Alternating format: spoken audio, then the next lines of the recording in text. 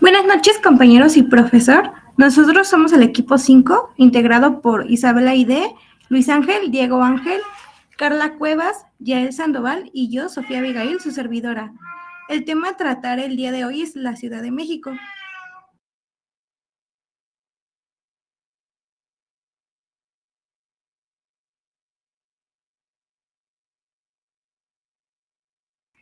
En cuanto al índice, veremos la ubicación espacial, la historia de México, de la Ciudad de México, aspectos arquitectónicos, gastronomía, su cultura y el turismo en México. Durante el desarrollo de esta exposición abordaremos temas relacionados a los tópicos ya mencionados con anterioridad, pero esperamos deslumbrar a nuestros espectadores con datos históricos que enriquezcan aún más los conocimientos relacionados a la Ciudad de México. A continuación, mi compañera Ida les hablará sobre la ubicación espacial de la Ciudad de México. Bueno, yo les voy a hablar sobre la ubicación espacial. La CDMX se localiza en el centro de la República Mexicana y forma parte de la Cuenca de México. Tiene una altura mínima de 2.200 metros sobre el nivel del mar y está rodeado de montañas y volcanes que alcanza elevaciones de más de 5.000 metros. La Ciudad de México, antes Distrito Federal, es la capital de la República Mexicana, sede de los poderes federales y la ciudad más poblada del país. Es una de las 32 entidades federativas de la República Mexicana. Se localiza en el centro de la República Mexicana.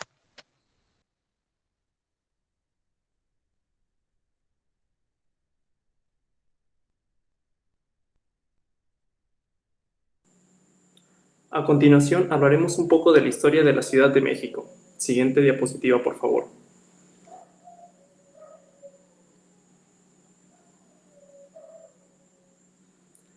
Entre los siglos XIV y XVI, en lo que ahora es el Zócalo capitalino, se construyó el centro de la ciudad mexica. Por ahí de 1325, los mexicas llegaron a este lugar ubicado al norte de Mesoamérica, donde, después de deambular 200 años, decidieron establecerse en un islote en la parte occidental del lago de Texcoco. Los mexicas se colocaron aquí por las indicaciones de un sacerdote, quien les dijo que se debían establecer donde vieran un águila parada sobre un nopal, devorando una serpiente. En 1492 Cristóbal Colón llega a América y en los siguientes años los españoles realizan expediciones con el objetivo de conquistar el Nuevo Mundo. Una expedición encabezada por Hernán Cortés se encargaría de someter a los pueblos autóctonos. Asombrados por los dioses venidos del mar, los mexicas, también conocidos como aztecas, invitaron a los españoles a su capital Tenochtitlan. Sin embargo, los españoles no estaban ahí para ser amigos. Hernán Cortés y sus hombres querían someter al imperio azteca y para ello era importante neutralizar a Moctezuma. Poco después, Pedro Alvarado realizó la matanza del Templo Mayor, lo que provocó una rebelión y con ello una guerra que culminaría con la caída de la Gran Tenochtitlan y el nacimiento de la Nueva España al ganar los españoles. En marzo de 1524, las entonces autoridades españolas decidieron cambiar su sede de Coyoacán a donde estaba Tenochtitlan, que los propios españoles llamaban México Tenochtitlan, expresión que cambió a partir de 1585, cuando quedó oficialmente como la Ciudad de México, según se lee en las actas de las sesiones de Cabildo. La primera capital del Estado de México fue la Ciudad de México, así como su primera segregación territorial, lo cual se hizo oficial el 31 de enero de 1824 en el Congreso Constituyente Mexicano, que expidió el Acta Constitutiva de la Federación Mexicana. Con base en dicha disposición, la antigua provincia de México se transformó en el actual Estado de México, cuya capital de facto, a quien le dio su nombre, era la Ciudad de México. Pero no duró mucho tiempo, porque la Constitución de 1824, en su artículo 50, fracción 28, determinó que era facultad del Congreso elegir un lugar que sirviera para resguardar a los supremos poderes de la Federación y ejercer en sus distritos las atribuciones del poder legislativo de un Estado. Por esto, después de varias discusiones, el 18 de noviembre de 1824 se declaró la creación del Distrito Federal, tomando como centro a la Plaza de la Constitución de la Ciudad de México. Siguiente diapositiva, por favor. Ángel de la Independencia. El monumento fue inaugurado en 1910 para conmemorar el centenario de la independencia de México y fue encargado por el entonces presidente de la República, Porfirio Díaz. Pero el 28 de julio de 1957, según el Centro Nacional de Prevención de Desastres, ese día, a las 2:40 horas, a 90 kilómetros del suroeste de Acapulco, Guerrero, y a 341 kilómetros de la Ciudad de México, ocurrió un sismo de magnitud 7.8 que generó varios daños a la capital.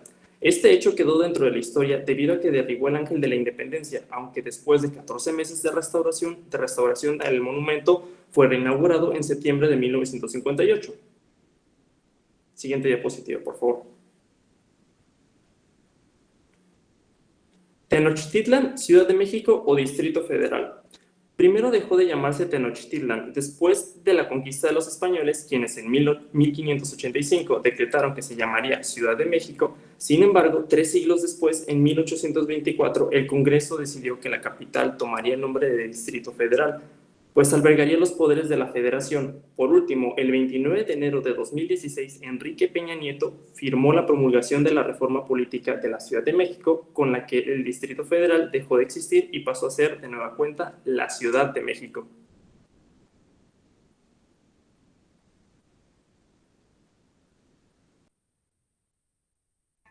Bueno, a continuación les hablaremos sobre la arquitectura colonial.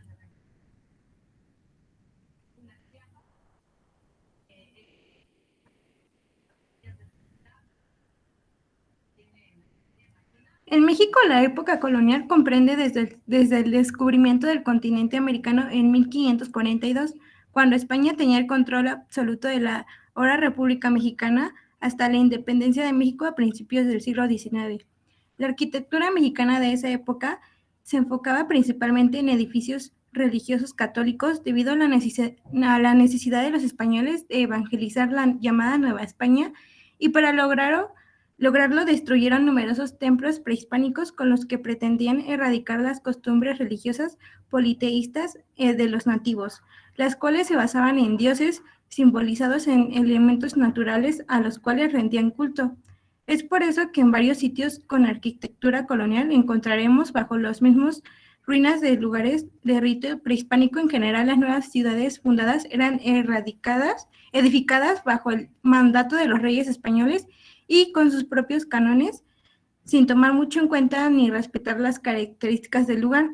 El trazo de las ciudades era reticular, con numerosas plazas y monumentos, y al ser la iglesia representante absoluta de la religión católica, el edificio más importante para realizar la evangelización se colocaba al centro de la ciudad, dándole jerarquía con respecto a las demás edificaciones.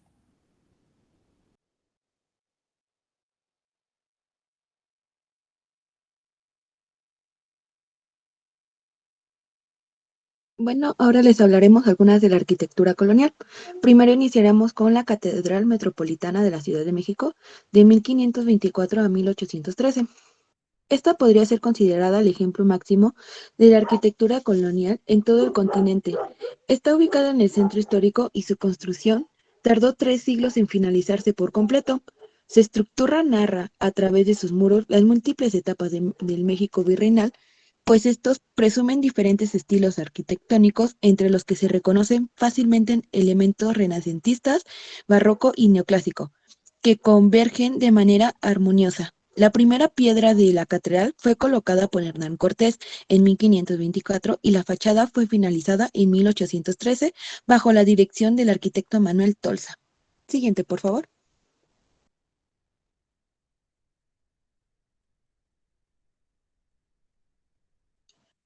Palacio Nacional.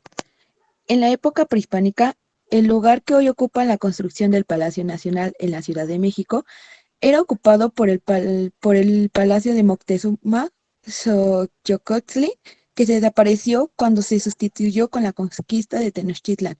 Construido en el sitio de la residencia azteca Tlatoani, contiene algunas de las piedras reales utilizadas en el edificio anterior. Con el tiempo, se convirtió en la residencia de los virreyes que gobernaban la Nueva España. Este increíble lugar alberga los edificios del Gobierno de México y es famoso por sus 14 patios accesibles al público, por los murales de Diego Rivera que fueron pintados en el año 1920 y 1930, aunque su arquitectura ha cambiado un poco a lo largo de los siglos intermediados. Se ve como un excelente ejemplo de la influencia española en el diseño de edificio mexicano. El Palacio Nacional de la CDMX tuvo como primer objetivo ser el lugar donde Hernán Cortés vivirá, aunque en 1562 su hijo Martín Cortés lo vendió a la corona, pues durante el virreinato se necesitó más edificios para albergar a los administradores de la Nueva España.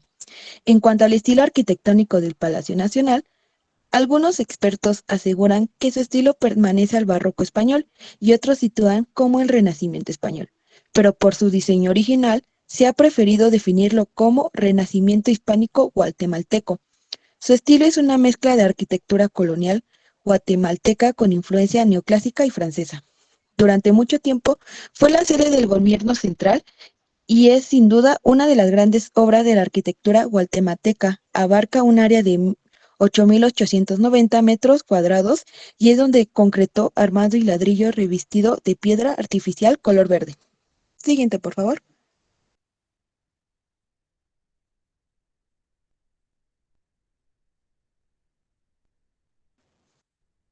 El Castillo de Chapultepec.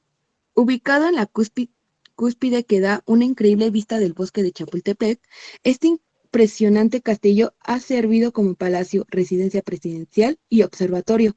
Hoy en día alberga el Museo Nacional de Historia de México y es una mezcla de varios estilos, incluidos los estilos neoclásico y neogótico, favorecidos por los españoles a finales del siglo XVIII.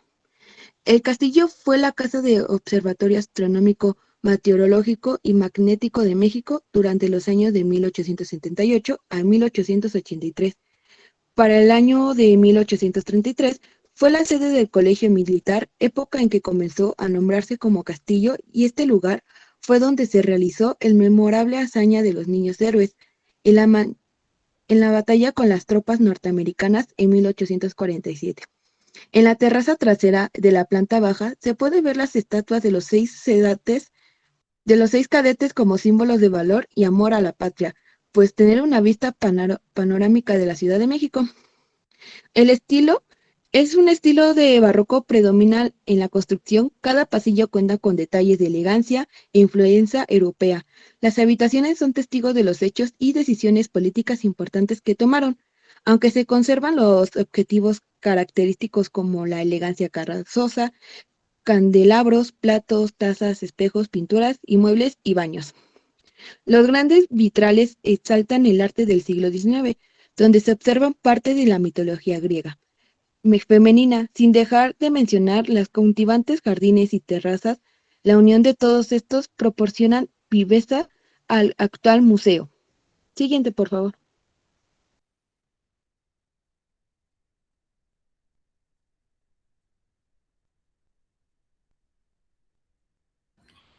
Bueno, ahora seguiremos con el convento de San Jerónimo.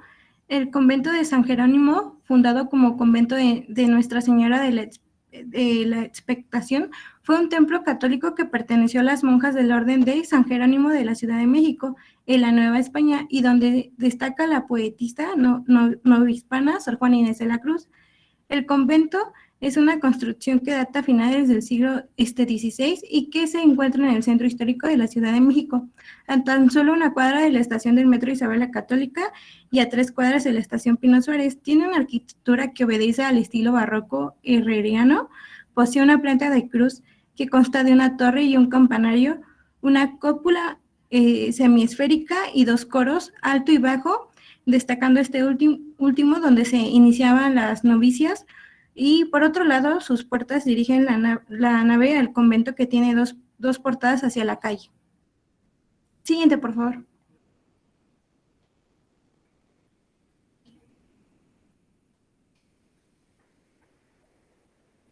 Seguimos con el ex convento de la Merced. El convento de la Merced fue uno de los conventos que la orden mercedaria edificó en la Ciudad de México durante el periodo virreinal. Se dice de su templo que fue el más suntuoso en toda la Nueva España. El templo fue demolido durante la aplicación de las leyes de reforma. Su construcción se remota a los años de 1595 y la capilla del Tercer Orden se concluyó en 1634, que más tarde fue sustituida por un nuevo templo en 1653. Consta de un patio rodeado por arquerías con columnas lisas de capitel dórico decorados con recetones vegetales, así como con conchas con imágenes de santos. La segunda planta está construida en el estilo mudéjar, con columnas que están bellamente labradas, y en el extremo sur se destaca una escalera monumental que remata en bellas puertas con arcos de medio punto. Siguiente, por favor.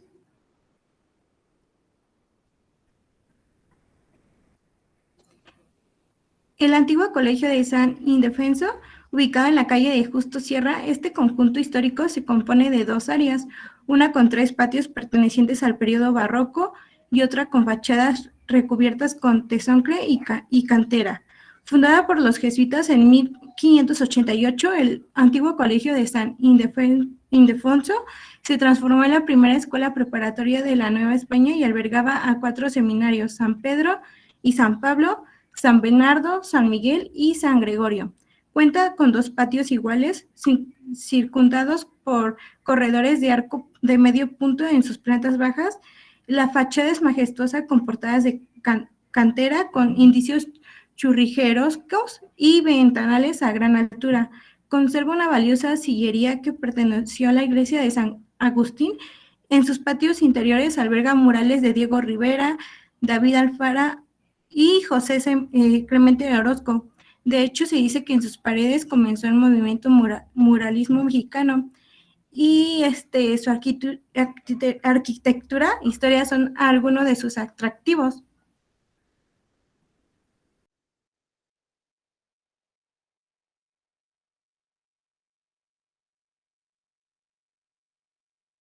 Pasar a la gastronomía de la Ciudad de México.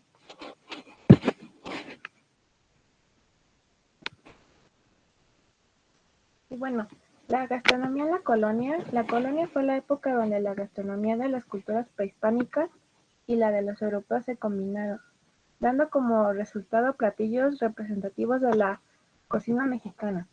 Por casi 300 años, tiempo que duró la colonia en nuestro país, la gastronomía de las culturas prehispánicas tuvo un proceso de mestizaje con la de los europeos, dando como resultado la base de nuestra gastronomía actual.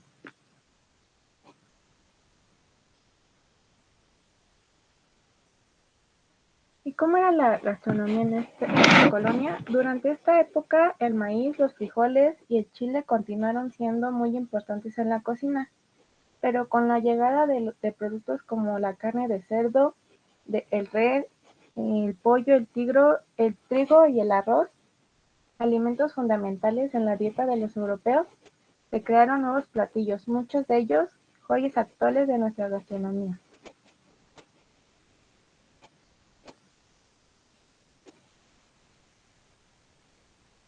La gastronomía actual de la Ciudad de México. Hablar de la gastronomía de la Ciudad de México es casi imposible, ya que en esta inmensa urbe se mezclan no solo cocinas de todos los estados de la República, sino también las de muchos países. Pero algunos platillos representativos son la torta de tamal, los tacos, el caldo de migas, los chicharrones de harina con cueritos de cerdo y las quesadillas.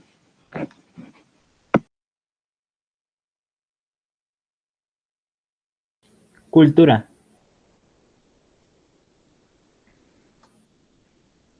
En la Ciudad de México se hablan 55 de los 68 lenguas indígenas nacionales.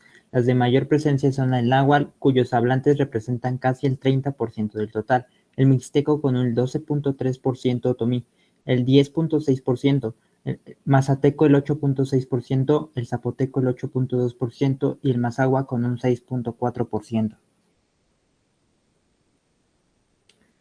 La cultura de la Ciudad de México es el grupo de expresiones culturales asimiladas a partir de la forma de vida, costumbres y tradiciones existentes en la sociedad de la capital mexicana.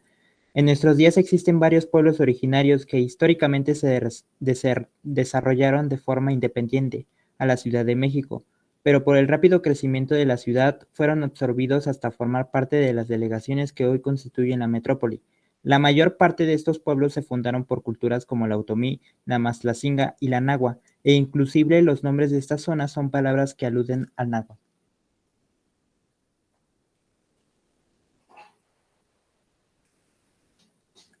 Artes plásticas. La Ciudad de México cuenta también con un rico acervo de escultura y pintura, cuya antigüedad se remonta a más de 3000 años. Desde el periodo preclásico, los pueblos que vivieron en las inmediaciones del lago de Texcoco produjeron numerosas obras de artes, algunas de las cuales son resguardadas en instalaciones como el Museo Nacional de Antropología, el Museo del Templo Mayor y varios museos comunitarios que se localizan en varias partes de la capital. Predominan las piezas de alfarería y lapidaria, pues desafortunadamente muchos ejemplos de la icografía precolombina fueron destruidos por los españoles.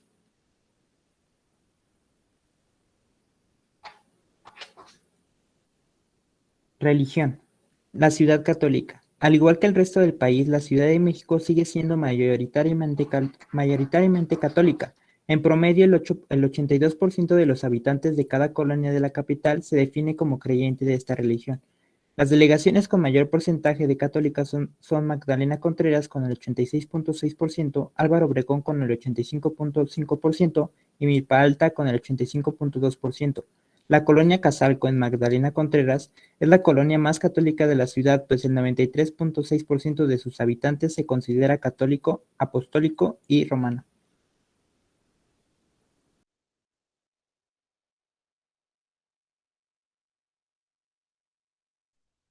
Bueno, ahora conoceremos un poco sobre el turismo en la Ciudad de México. Como ya sabemos, la Ciudad de México es uno de los destinos turísticos más visitados de México. Eh, Esta es visitada gracias a que se dice que esta es una ciudad debajo de otra. Es algo que solo podría pasar aquí, pues bajo de lo que hoy conocemos como Ciudad de México se encuentran los restos de la que fue la Gran Tenochtitlan. Algunos de ellos pueden ser vistos al visitar la zona arqueológica, el Templo Mayor, y bueno, a unos pasos de la Catedral Metropolitana y dentro del centro histórico. La capital del país es uno de los destinos favoritos de miles de turistas.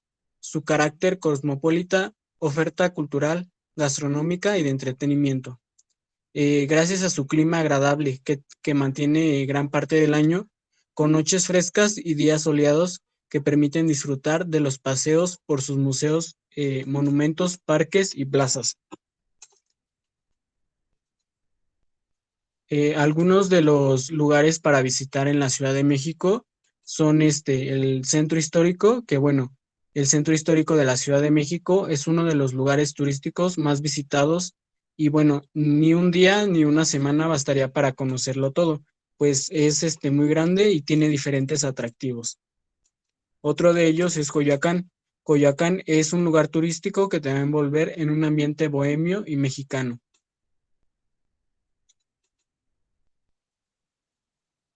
El Monumento a la Revolución es un proyecto revolucionarte que junta las palabras revolución, evolución y arte.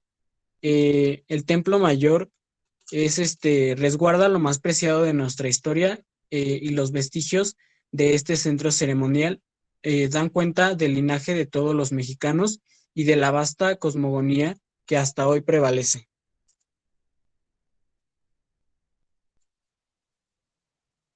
Las colonias Roma y Condesa destacan en la Ciudad de México por sus construcciones de diversos estilos arquitectónicos. Las trajineras de Xochimilco son al sur de la ciudad y permanece como un vestigio de lo que fue Tenochtitlan, con sus canales y chinampas. Su terreno verde, lleno de vegetación y aire fresco, esta zona fue declarada Patrimonio Cultural de la Humanidad por la UNESCO en 1987. En sus barrios se respira tradición y respeto por la naturaleza. El Castillo de Chapultepec es otro atractivo turístico que tiene la Ciudad de México. El Museo Nacional de Historia, que está dentro de él, es un recinto que narra etapas trascendentales de la historia de nuestro país. Si sus paredes hablaran, podrían contarnos detalles de la estadía de los emperadores Carlota y Maximiliano, los sucesos durante la lucha de los niños héroes y la estancia presidencial de Lázaro Cárdenas, quien en 1939 lo decretó como un acervo histórico y le dio su nombre actual. Cabe destacar que el Castillo de Chapultepec es el único castillo que existe en toda América Latina y pues bueno, es un atractivo muy visitado. El Palacio de Bellas Artes Es famoso no solo por su arquitectura, sino por su acervo, ya que alberga 17 murales de artistas nacionales que se elaboraron entre 1928 y 1963. Los murales que destacan son El hombre controlador del universo en 1934 y Carnaval de la vida mexicana en 1936 de Diego Rivera, Las Catarsis en 1934 y de José Clemente Orozco, La nueva democracia en 1944 y Tormento de Cuauhtémoc en 1951 de David Alfaro Siqueiros. La piedad en el desierto, 1942, de Manuel Rodríguez Lozano y entre muchos otros. Y pues bueno, eso sería todo por nuestra parte. Espero les haya gustado nuestra exposición.